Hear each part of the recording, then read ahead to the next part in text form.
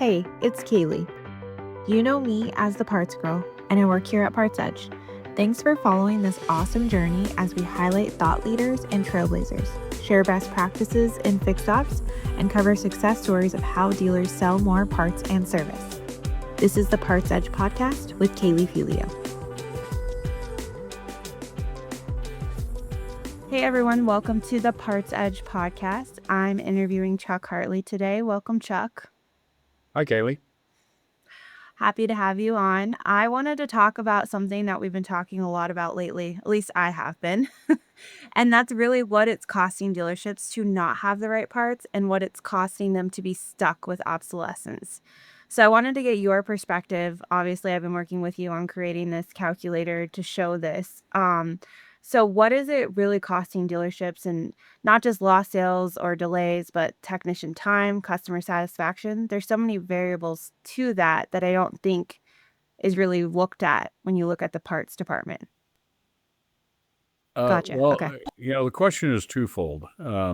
It's, for lack of a better term, I guess, return on investment calculator. What's it costing to keep the wrong parts on the shelf or aged parts on the shelf? And quite honestly, there's a really easy way to do this, and we've done it many times, is we go out and take the active part number population, the stuff that's selling, and we just subtract out excess and obsolete inventory. And theoretically, if you could really get rid of, those marginal parts or obsolete parts, and you work your ROI calculator, you go, oh my gosh, it's not a surprise, Kaylee, that 20% of your inventory does 80% of your gross profit. Mm-hmm. It's that other 80% that's sitting out there, either excess or dead wood, or had marginal sales and never phased in before. That's the stuff that what you'd really like to do is if you eliminate that, and now you can get 60, 70% of your inventory is productive and working, and you have very little idle capital. Obviously, day supply goes down, true turns goes up, and you're turning your inventory more effectively. What should be We'll the just, goal of the percentage of parts that is actually making you your money? Because you said 20%. Should the goal be higher, or is that just like the goal that should is what it obviously is? be a lot higher. And, when we look at stock replenishment programs such as RIM and Arrow, PartsEye, whatever, which we do on a daily basis with hundreds of dealers, it's really easy to look at, and determine that the manufacturer only guarantees what sells. Okay? And so when you look at stock replenishment programs, you see, wow, the productive inventory is around 50%, 40%. It's really high. But the stuff that doesn't sell, the idle or marginal parts, all of a sudden, 10 to 15% of that inventory tends to be productive. It goes way down. And when you take the two and combine them, it ideally, if you can hit 40 to 50% in productive inventory, you're doing a good job. Mm-hmm. The problem is what's not guaranteed. And of course, even the manufacturer, and we've certainly proved this out, there's several manufacturers, they love to shove one-hit wonders down your throat. We just had a conversation with the Chrysler store about that, about looking at, you have to remain 92% compliant under the program. And then the dealer's wondering why there's one-hit wonders that are approved for Arrow. And the problem with that is, the parts manager has to be 92% compliant. They got to take 9 out of every 10 parts that are recommended by the manufacturer. So to a degree, even some of the stuff that's recommended by several manufacturers doesn't end up selling. I always say this, but several manufacturers, they have seemed to turn parts departments into their own little virtual warehouses. Well, we'll recommend this. They have to take 9 out of 10 to be compliant. Oh, now they'll bear the holding costs for the next 12 months, 18 months if you're GM. Mhm. So, in fact, it was GM parts managers who coined that term, gosh, 15 years ago, where they went, you ought to see all the one hit wonders we have to review to make a decision on whether we stock it or not. And that happens a lot. I mean, we talk about that a lot as far as the one-hit wonders and, the manufacturer programs. What would you just the top couple tips that you would give a parts manager listening or a dealer listening in on how to minimize the, becoming a depot, basically? What are Well, some strategies? and I'm preaching to the choir for the parts managers that might be listening, but what a good parts manager would do, if you got to be 92% compliant, be 94, not 95, 92.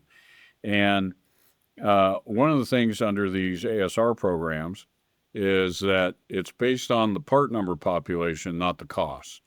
Hmm. So when you get parts that have these marginal one hit wonder, so to speak, and it happens to be a high cost module, transmission, or collision part, if you happen to be in collision, those are the types of things that you want to approve the parts that have the least amount of cost, but keep you compliant and stay just above the compliance percentage by a couple of percent.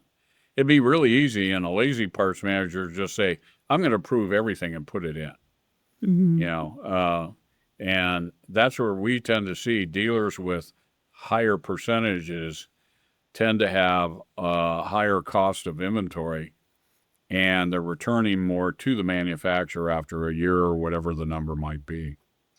And you touched on it a little bit, and I just don't think it's talked about enough, and that was the holding cost. I mean, they talk about it, on the front end when it comes to used cars and all of that and, sales. What, I guess my question with that is there anywhere that's tracked in the on their reports to show You you know, what it's costing you in holding costs? it's not, Yeah. but there's an easy way. And again, I learned this about 15, 20 years ago, you know, uh, talking with uh, CPAs and a couple other people talking about holding costs. And holding costs, it was estimated, and this was actually a native standard that, gosh, 2000, 2005, somewhere in there, that typically the manufacturers used to have, almost across the board, you could count on a 40% profit margin between cost and suggested retail. And that's still kind of a baseline, but we've run into manufacturers who have upped the cost but lowered the list, and it's even less. But then we have some parts. I know with General Motors, we see some parts that actually have a 50% margin. But let's work on this cost plus 67, which is a 40% gross profit margin, as a benchmark. And it was estimated that if you sell a part at a 40% margin, in other words, suggested retail based on the manufacturer, if you held on to that part for 10 months and you sold it at a 40% margin based on holding costs, you just broke even. So that works out to approximately 2% per month in holding costs on those parts that aren't selling.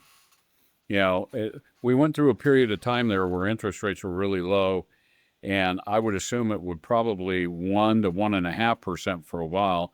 Interest rates have been holding up again around 6 or 7%. So as you calculate out holding costs, CPAs way above me, they're the ones who actually said your holding costs on idle inventory works out to about 2%, as it ages on a monthly basis. So that's the best, scenario I can give you on that, Kaylee, is there is a holding cost. There are, yes.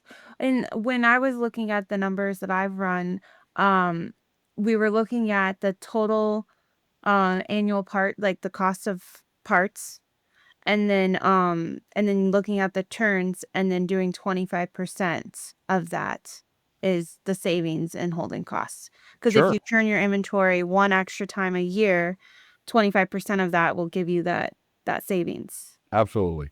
Okay, that makes sense. Yeah. It's, crazy to see that number Yeah. along with everything else. Now, Sure. I that brings me to another question when it comes to turns. We talk about this a lot. What is a good range of, that the goal should be on inventory turns for dealerships? And does it matter what size of inventory, or is it just this kinda range you need to stay in? Well, it depends if you're very large in wholesale or not. We tend to see dealerships that don't do a lot of collision work, and there's many now that don't. Their turns tend to be a little higher. Um, but really, the range is 6 to 8 turns, and this is gross turns, not true turns. I've eliminated true turns because stock orders just don't mean anything anymore. So if you can turn your inventory between 6 and 8 gross turns, you're doing pretty well. Uh, we've certainly run into people who have been up around 12 turns, 14 turns, and typically that's where now maybe you need to put more breadth in your inventory. Typically that's where off the shelf fill rates and whatnot, being too conservative and controlling your inventory, having enough return allowance and controlling your obsolete inventory, obviously your turns go up. The cat's meow to me would be 8 to 10 turns, and 6 to 8 is fine. Yeah. Yeah, when I've been running some numbers lately, a lot of them have been around 6, or 5-ish. I'm looking at them real quickly. Around 6. So, I even just showed, what's the math for point 0.5, just increasing it by point 0.5 to see Yep. what the lift in profit would be and the savings, and it's thousands. It's crazy Yeah. the numbers. Well, obviously, it really boils down to that. You know, controlling the parts that are ordered, making sure what is really ordered is needed. That's the whole start. There's still, we just finished that podcast on, is wholesale collision worth it or not? The webinar, yeah. And we've certainly proved that you can't be half into collision. It doesn't work. And, the insurance industry controls that so much that if you're not all in and really not paying attention to your return percentages from body shops and whatnot, it can become a loser really quick. It's like, a roulette wheel in Las Vegas. You can win money really fast, you can move it, you can lose it really fast. And some of the analysis we've done recently really shows that how fast you can lose it and how quickly obsolescence can build up. Mhm. And so, once you get into the mechanical end of it and you've got your focus mainly in the mechanical area and very little in wholesale, and I always say this, wholesale has some hidden intrinsic values, especially working with, uh, mechanical shops and whatnot. Uh, that hidden intrinsic value that wholesale has always had that's really hard to evaluate is now you're carrying parts a little bit longer because you got, the Goodyears and the independent repair shops of the world are buying parts for cars 4 or 5 years old. You've got enough demand to keep it on the shelf. And oh, guess what? If someone comes into your shop now, you actually have more breadth on some of the older vehicles. There's some hidden intrinsic value to that. I certainly realized that and recognized that at the dealership that I ran, is that, and I had a collision repair shop. So, of course, that helped a little bit as well. When you got your own body shop, and many dealerships now, when they have their own body shop and they have a good body shop manager, a lot of them are not focusing on independent body shops. They're focusing on their internal body shop. And that's where you can effectively control returns and whatnot. Mhm. if that makes sense to you. Yeah, that makes sense. I mean, there's so many moving parts to it, and it's another business within the business, It really really. is. Yeah. Yeah. I mean, For Oh, go ahead. no, I was very fortunate to have a very good body shop manager who worked for me, who had several DRPs and whatnot. And as we weeded out our bad collision customers over about a 2-year period, and really focused inwardly, with the DRPs that we had and so forth, our collision inventory really started to take a completely different route when we weren't focused on the outside collision, but on the inside. That Made a makes huge sense. difference. Yeah, because you already had it, you had it there. Whereas a lot of dealerships don't have that, right? No, They're yeah. no, and then you get a large collision outfit that comes in, and you work with them. Well, we'll give you all our recon business and refer everybody to you if you'll buy parts from us. There's a lot of that collaboration. Where oh, I got an outside body shop. That's where we do all our repairs on used vehicles. That's where we send all our customers, and that kind of helps each other out. You just have to make sure that the body shop isn't taking advantage of the parts department and returning carte blanche. Yeah. That's part of the problem that most most dealerships halfway into collision, as we've seen, have obsolescence. And so what would you say a parts manager should start with when looking at, is it profitable? Is there something that could help them just I know there's a lot of variables and there's a lot of data to look at, but is there any tips that you can provide for them to see, like, am I actually profitable? Yeah, yeah, we're doing. That's what prompted the webinar last month. Is we were getting a lot of people. We were getting a lot of people that wanted us to do customer pay analysis because they were trying to get a warranty uplift. Mhm. Well, now the other end of the spectrum, now we have some dealerships that are looking into their collision and trying to figure out if it's really profitable. And one of the things we've really discovered in that collision side of the realm is the obsolescence tends to be higher. One of the things that dealerships have never done, and if you happen to be a fixed ops director or a parts manager, counter people, aka parts advisors, they never participate in the write off or the returns. They just participate in the gross profit. So if you make 8% gross profit or 15% gross profit on a wholesale sale, that looks great. But if all of a sudden a bunch of these parts have aged on the return, they don't participate in the write off. Typically, only the dealer and or the parts manager, if they're paid off the net, are affected by that. And so that's where, in a lot of instances, to try and control this a little more effectively, is working out a pay program that takes the returns or the write-offs, takes it out of the gross that you pay the counter people, educating them on what the costs are, the holding costs and that idle inventory, how it's killing the return on investment, is to get them participating in it more effectively. In other words, the old adage, Kaylee, I've heard this so many times, and I used to say this: "Hey, 10% of something's better than 20% of nothing." Not true. Not even close to the truth. You know, you deserve to make a fair profit, and if you treat your customer right and they treat you right, then maybe 15, 20% is okay. That's not the case we're seeing in a lot of instances now as body shops. They tend to return. In fact, gosh, it's been 15 years since I saw this, but they estimated this was a native percentage I saw. They estimated that 12% of all parts purchased by a body shop were returned to the parts department. And in the analysis we've done recently with about 8 dealerships on this, the reality is it's more like 18%.